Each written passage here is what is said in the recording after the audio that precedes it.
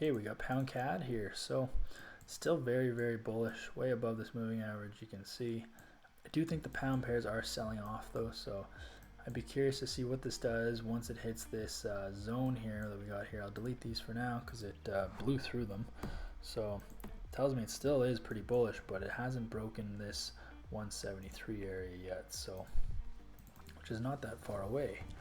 So we gotta wait and see what it does at that area, but let's mark some things up so that we're ready for next month, depending on what this decides to do. So 173, that's my little target here. Today's obviously been super bullish, big day, straight up. But I want to drop it down to the 4 hour. You can see it's been touching this 4 hour a few times, so it actually broke below it here for a little bit here, so I do think it's kind of running out of steam, and then you can see it has created lower highs. So this was the previous high, then this is the new one, so we'll see what the next one looks like. You do have a huge liquidity zone here on the 4 hour time frame, so we'll see how price reacts when it hits that. It's very common for price to create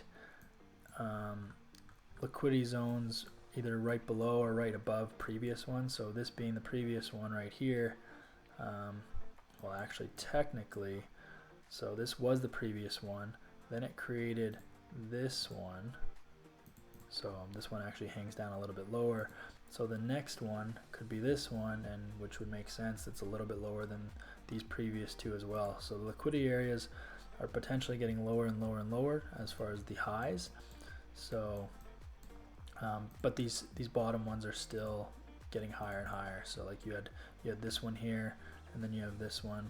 I'll just draw them out so you guys can see. But yeah, so originally you had this one, this lower liquidity area support, price came up, pulled back down, created a higher one. So there is bull momentum here. Like this definitely could potentially push through these zones, but you're basically bidding liquidity areas against each other. So you got these ones to the downside and these ones to the upside. It's kind of like which ones is it going to break, and which ones is it going to respect. So it's kind of where my eyes go is 173 right now, and then looking at the weekly and the monthly time frames. I mean, this weekly segment of price is right at its all-time kind of, not all-time highs, but like most recent highs back in September of 21, February of 22. Like it's very significant price that it's at right now is 173 levels. It just historically it hasn't been above it in years, so it doesn't really like to stay above it. And then if we drop it on the monthly, I'm just curious. I mean, this month is super bullish, so if it closes anything like this, I think we might still have another month of bulls in this. So what I'm getting at is if this month closes like this, I mean super bullish, you have to really take that into consideration. But you can see all these wicks here. I mean, especially as far as the monthly goes, I mean these wicks are massive, and so there's a chance that next month is bullish as well, and it decides to retest these levels and then heavily sell off. So if it doesn't sell off the next couple weeks, it's probably going to sell off the following weeks after that, just because like I just can't really see it going higher than these, especially you have this monthly moving average catching up. So that'll function as like major resistance. So those are all plays. I mean, there's a chance that because this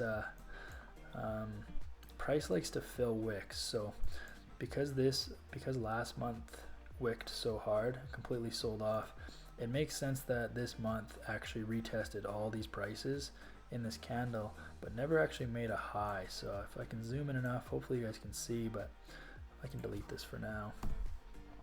But you can see this month's wick was not higher than the previous one. So price filled basically every single price of last month and is now starting to sell off. We don't know if it'll fully sell off yet, but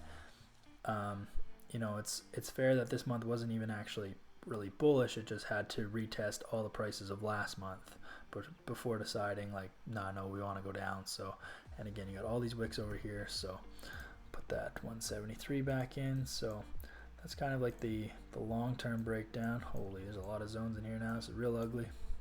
We'll clean all these up here so we don't get confused. But yeah, these are my my two little main areas I want to look at. Basically just 173, so we'll delete this for now. Yeah, just looking for price to break 173, or sorry, get rejected by 173, and then ideally turn back around and start taking out these lower liquidity areas.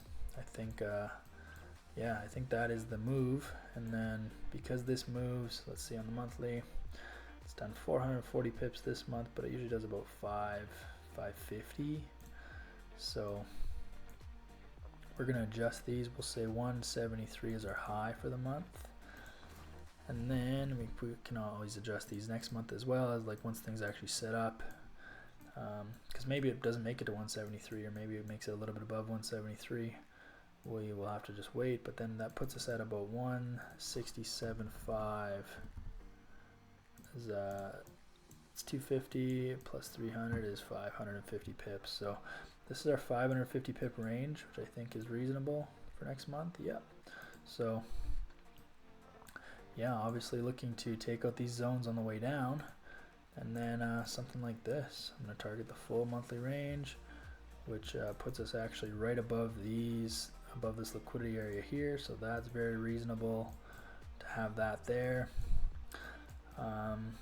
Yeah, this is starting to make a lot of sense. So we'll see what price does at this 173 area.